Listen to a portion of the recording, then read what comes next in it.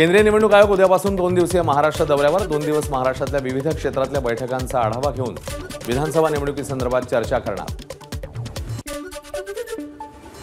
महायुतीची आज रात्री वर्षा बंगल्यावर बैठकीला मुख्यमंत्री, दोन्ही उपमुख्यमंत्र्यांसह सुनील तटकरे, प्रफुल्ल पटेल उपस्थित राहणार। जागा वाटपावर चर्चा होण्याची शक्यता।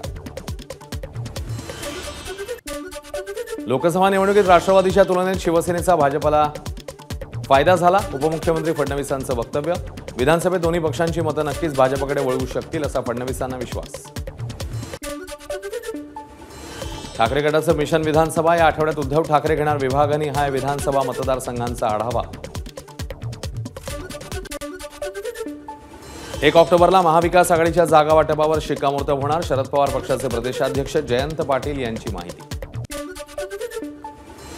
मनसे अध्यक्ष राज ठाकरे 27 आणि 28 सप्टेंबरला अमरावती दौऱ्यावर, विदर्भातल्या सर्व 11 जिल्ह्यातल्या प्रमुख पदाधिकाऱ्यांची अमरावतीमध्ये घेणार बैठक। विधानसभा निवडणुकीसाठी विदर्भातनं पहिली यादी राज ठाकरे जाहीर करण्याची शक्यता।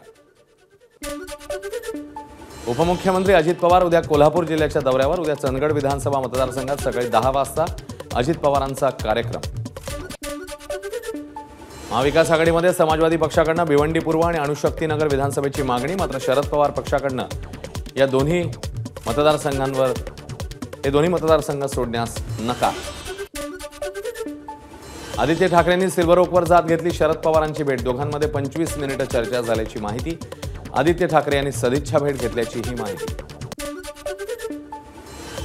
राज्यामध्ये तिसरी आघाडी डार्क हॉर्स म्हणून काम करेल, संभाजीराजे छत्रपती यांना विश्वास। छोट्या मोठ्या गावांना खुर्द आणि बुद्रुक म्हणतात, तसं राष्ट्रवादी आणि शिवसेनेचं झालंय, संभाजीराजे यांचा टोला।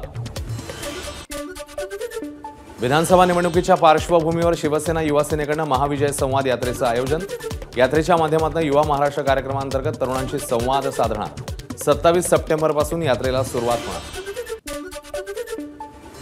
मवियाचं 150 जागांवर एकमत, सतेज पाटील यांची माहिती। तर पश्चिम महाराष्ट्रातल्या 58 पैकी 45हून अधिक जागा जिंकणार, सतेज पाटलांना विश्वास। राष्ट्रवादी काँग्रेस शरदचंद्र पवार पक्षाकडे इच्छुकांचे 1350 उमेदवारी अर्ज।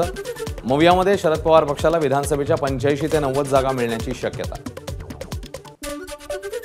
काँग्रेसचे निलंबित नेते नरेंद्र जिचकार यांनी अपक्ष निवडणूक लढण्याची केली घोषणा। पश्चिम नागपूर विधानसभा मतदारसंघात जन आशीर्वाद यात्रेच्या माध्यमातून प्रचाराला सुरुवात।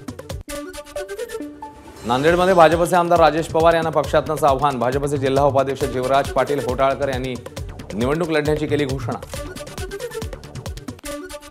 माढ्यातल्या वडोली गावात विधानसभेपूर्वीच अभिजित पाटलांची आमदार म्हणून मिरवणूक, घोड्यावरून मिरवणूक काढत गावकऱ्यांनी केलं स्वागत।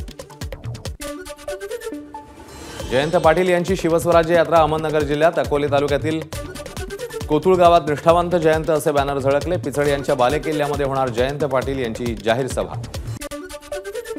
गणेश सहकारी साखर कारखान्याच्या सर्वसाधारण सभेत काँग्रेसचे बाळासाहेब थोरात यांची विखे पाटलांवर टीका, मतांसाठी दहशत ठेवण्याची वृत्ती बरोबर नसल्याचा थोरात यांचा टोला।